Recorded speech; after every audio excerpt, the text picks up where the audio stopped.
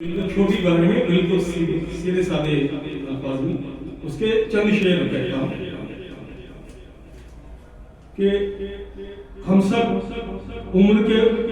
उस मकाम पे पहुंचने के बाद जो हमारी उम्र चल रही है, जब हम तमाम जिम्मेदारियों से फारिग होते हैं, बच्चे जब बड़े हो जाते हैं, तो हमें, मैं समझता हूँ हम सबकी दिलों की ये आवाज़ है कि दिल में कहीं ना कहीं होता है कि काश एक और उम्र हमें मिल जाए तो फिर से हम अपनी जिंदगी जिए। मैंने इसको एक मतले में ढालने की कोशिश की है, छोटी सी बात है। मेरा तुम सब ले लो, मेरा तुम सब ले लो धन, मुझको लौटा दो बचपन,